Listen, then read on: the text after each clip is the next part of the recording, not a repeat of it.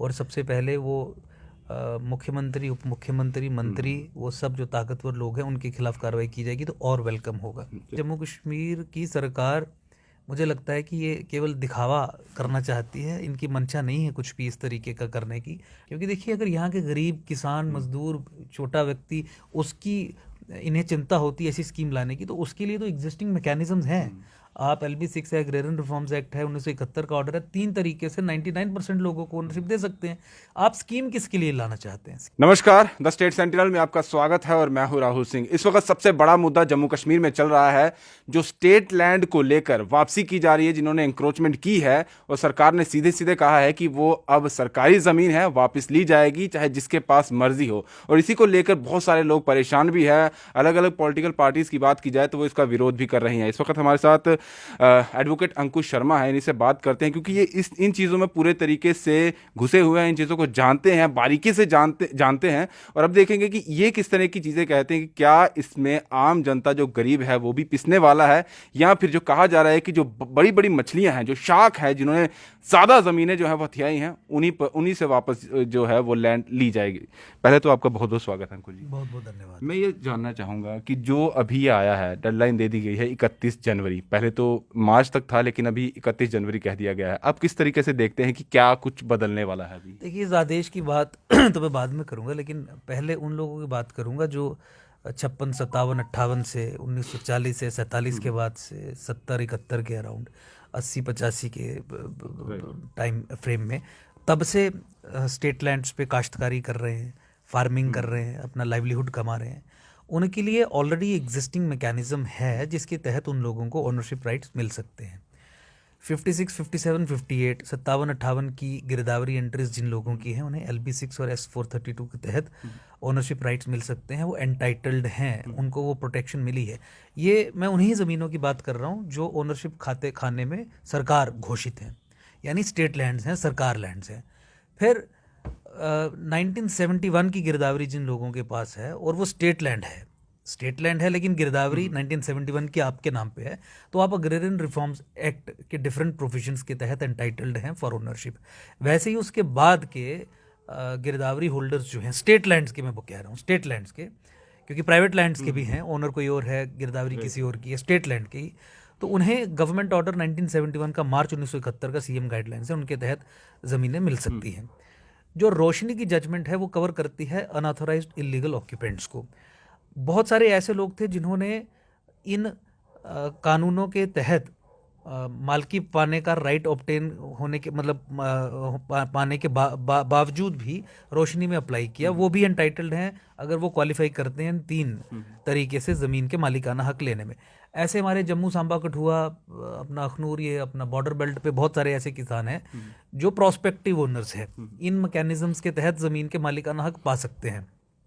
तो उनके सामने तो ये रास्ता है कि सरकार को अपना केस पुटअप करें, नहीं सरकार समझती है तो कोर्ट से ओनरशिप राइट्स लें, तो वो क्लियर है। ये जो आदेश आया है ये तो रोशनी जजमेंट के कॉन्सिक्वेंस में ही आया है, या आप ये मान लीजिए कि जजमेंट ना भी हो तब भी रेवेन्यू डिपार्टमेंट की रिस्पॉन्सिबिलिटी तो यही रहती है कि इंक्रोचमेंट्स को हटाया जाए। तो ये उसी दृष्टिकोण से है। उम्मीद हम इसमें करते हैं कि जैसा जजमेंट में कहा गया है कि आपको टॉप प्रायोरिटी जो पॉलिटिशियंस हैं जिन्होंने अब्यूज़ किया अपनी पोजीशन का, जो ब्यूरोक्रेट्स हैं, जो और ताकतवर लोग हैं, चाहे बड़े बड़े बिजनेसमैन हों, वो हैं, उनसे आपने इंक्रोचमेंट्स हटानी है। 1990 के बाद खासकर जो लैंड जिहाद या डेमोग्राफिक असॉल्ट की पृष्ठभूमि में जो इंक्रोचमेंट्स हुई, वो उन 3 मैकेनिज्म्स में कवर नहीं होती, वो भी रोशनी जजमेंट के तहत हटनी है। 1990 की बाद की स्पेसिफिकली मैं इंक्रोचमेंट्स की बात कर रहा हूँ, क्योंकि मैंने आपको बताया 57, 58 LB6, 71 agrarian reforms act, CM guidelines हैं 80, 85 उससे उस टाइम पीरियड तक के स्टेट लैंड्स के ऑक्यूपेशन को प्रोटेक्ट करती हैं। और ये वो जो हमारे यहाँ के अपने लोकल लोग हैं जो काश्तकारी करते हैं, ये प्रोस्पेक्टिव ओनर्स हैं, इन्हें section 214 of the agrarian reforms act prospective owners कहा जाता है। और लार्जली ये वो लोग हैं जो खात्मा चाकदारी यानी big landed states abolition act की एप्लीकेशन के बाद जो ज़मीनें सरकार हो गई थी, उन सरकारी ज़मीनों पे खेत जोत रहे हैं, हल जोत रहे हैं, फार्मिंग कर रहे हैं, अपना लाइवलीहुड कमा रहे हैं। तो उनके लिए तो कानून साफ है। Section 3N of the agrarian reforms act ये कहती है कि वो ज़मीनें जो सरकार हुई खात्मा चाकदारी के कारण, उन पे सेक्शन 4, 5, 7, 8 एटसेट्रा 15 वो लगेंगी, तो 4 में सरकार, 8 में आपको उसके जो टिलर है उसको ओनरशिप मिलेगी, 71 की गिरदावरी आप ओनरशिप ले। लेकिन सरकार अनफॉर्चुनेटली यहाँ के उन लोगों के खिलाफ भी कार्रवाई कर रही है जो इन 3 मैकेनिज्म्स में प्रोस्पेक्टिव ओनर्स हैं और ओनरशिप राइट्स पा सकते देखिए, मैं हैं। ये समझना चाहूँगा कि ये सारी चीज़ें आप जानते हैं, कानूनी दावपेच आप जानते हैं, ये सारी चीज़ें आपके नॉलेज में है, आपने वो सारी चीज़ें बता दी। लेकिन जो गरीब है, जो आम तबका है, उन्हें ये चीज़ें समझ नहीं आती हैं, वो तो डरे हुए हैं ना, वो कहाँ जाएंगे? क्योंकि ये कहा जा रहा है कि 31 तारीख का कोर्ट बंद है, तो रास्ता ही नहीं है।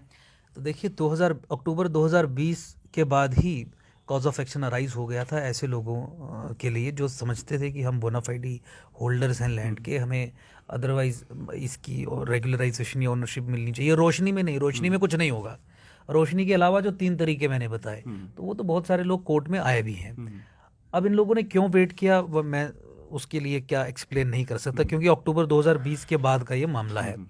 आज सडनली ये ऑर्डर निकला है, ठीक है, लेकिन अभी भी वेकेशन बेंच चल रहा है जम्मू कश्मीर हाई कोर्ट का। आप केस फाइल कर सकते हैं।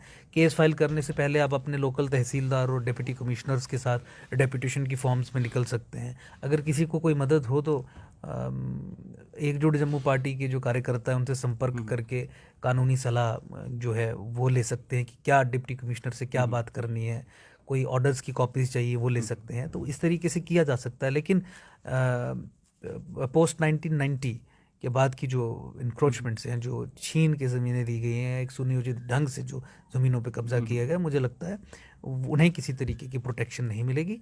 और लोग इस कानून के इस प्रावधान को समझ के, जैसा मैंने पहले भी कहा, सरकार पे दबाव बनाएं कि आप कंसिडर करिए ये केसेस, और अगर आपको लगता है कि सरकार नहीं आपकी सुनती है तो you can always come to the court. अभी तक 1900 मान लीजिए किसी की 56-57 से या 1947 से भी ऐसे लोग हैं जिनकी गिरदावरीज चल रही है, तो वो अभी तक क्यों घर पे बैठे हुए हैं? वो क्यों कोर्ट में आके रेगुलराइजेशन नहीं मांगते, ओनरशिप क्लेम नहीं करते? जबकि ये संदेश तो बहुत बड़े स्तर पे लोगों के पास पहुंच चुका है कि this is the way in which you can get ownership of state lands, क्योंकि कानून ही आपको देता है, आपको केवल डिक्लेयर ही करवाना है कि हम ओनर हैं, सरकार कर नहीं रही है।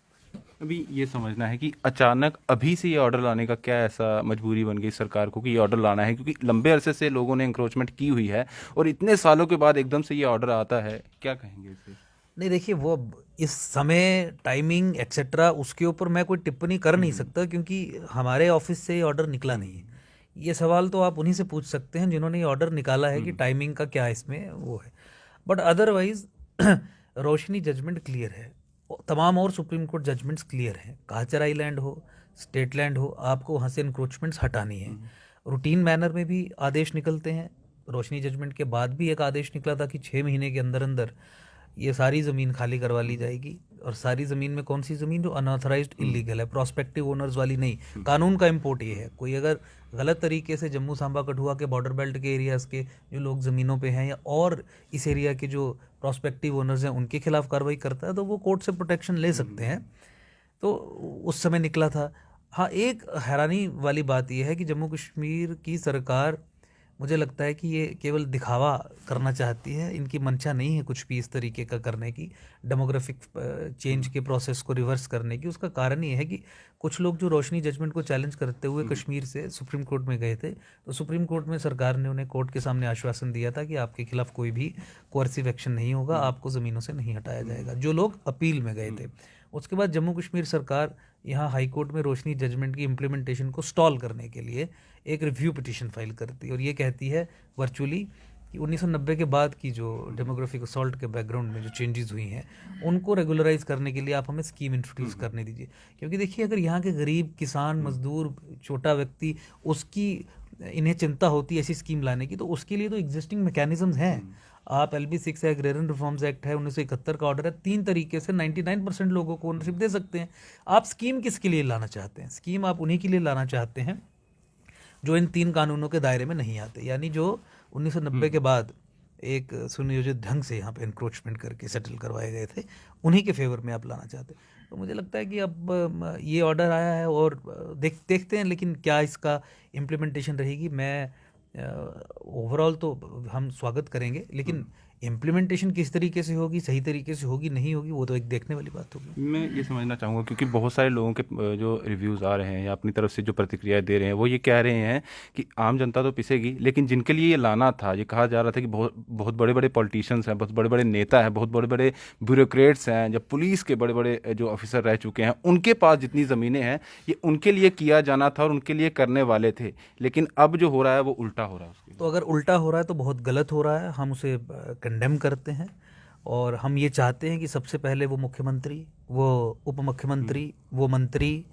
वो विधायक, वो ब्यूरोक्रेट्स, चाहे वो आईएएस आईपीएस हों या सेंट्रल सर्विसेज से हों या अपना स्टेट पब्लिक सर्विस कमीशन के ज़रिए केएस केपीएस हों, ऐसे जो लोग शामिल हैं अपनी पोजीशन का अब्यूज़ करके जिन लोगों ने किया है, उन्हें तो पहली प्रायोरिटी बना के उनकी लिस्ट बना के उनके खिलाफ कार्रवाई करनी चाहिए। और यही रोशनी जजमेंट में भी लिखा गया था। आप मानते हैं कि उन लोगों पर पहले कार्रवाई होनी चाहिए? 100% मैं बिल्कुल मानता हूं कि सबसे पहले उनके खिलाफ कड़ी कार्रवाई होनी चाहिए। बहुत बड़े बड़े बिजनेस हाउसेस भी हैं जिन्होंने ब्यूरोक्रेट्स के साथ मिलके इस डकैती को अंजाम दिया है, उनके खिलाफ कार्रवाई होनी चाहिए। उसके बाद ऐसे लोगों पे कार्रवाई होनी चाहिए जो किसी ना किसी तरीके से गलत ढंग से ज़मीनों पे आए हैं।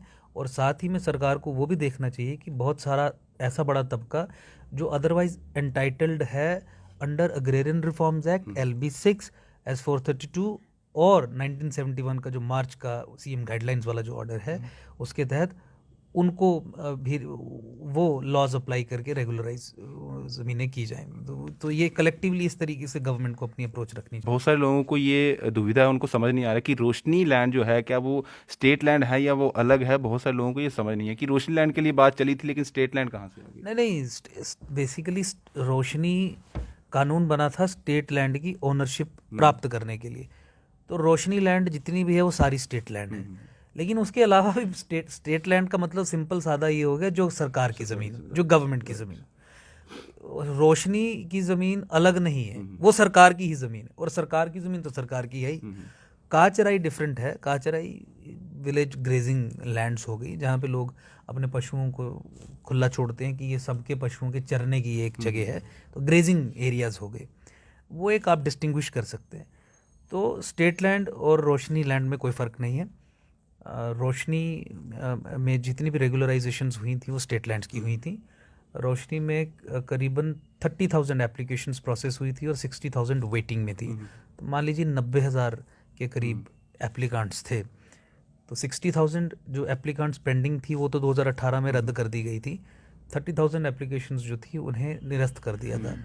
तो एक तो ये कैटेगरी हो गई कि 30,000 वो बेनिफिशरीज जिनको रोशनी के तहत ओनरशिप मिल गई थी।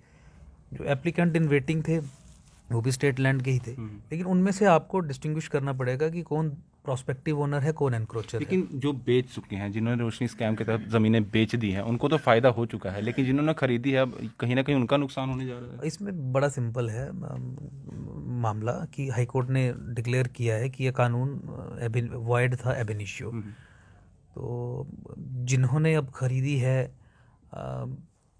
ट्रांसफ़र ऑफ प्रॉपर्टी एक्ट अगर आप देखें तो बायर बिवेयर, ये एक प्रिंसिपल है, वो ठीक है।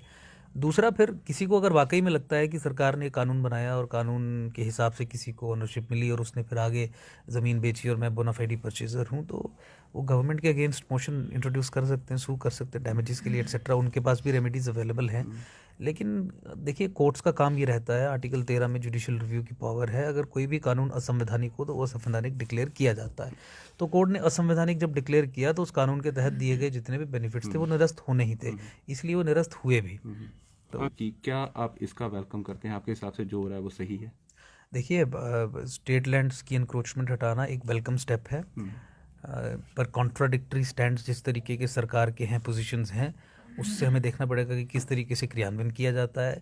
और ये वेलकमिंग तब होगा जब प्रोस्पेक्टिव ओनर्स को डिस्टिंग्विश किया जाएगा, गलत तरीके से इम्प्लीमेंटेशन नहीं की जाएगी, और सबसे पहले वो मुख्यमंत्री, उप मुख्यमंत्री, मंत्री, वो सब जो ताकतवर लोग हैं उनके खिलाफ कार्रवाई की जाएगी, तो और वेलकम होगा। चलिए, शुक्रिया सर हमसे बात करने के लिए। तो साफ तौर पर यही है कि हो जो रहा है सही है, लेकिन क्या जिस पर्पज़ के लिए ये किया जा रहा है वैसा होने वाला है? अगर वैसा ही होता है, जिन लोगों की बात सामने आ रही है, जो बड़े बड़े लोग जिन्होंने ये चीज़ें हथियाई हुई हैं, क्या उन पर कार्रवाई होती है? अगर उन पर होती है तो ये सही है, अगर नहीं है तो कहीं ना कहीं आम इंसान, आम जो व्यक्ति है, जो गरीब है, वो पिसेगा, और उस वैसा नहीं होना चाहिए। फिलहाल दीजिए इजाजत। ब्रिजेश अवतार के साथ Rahul Singh, the state central के लिए। नमस्कार।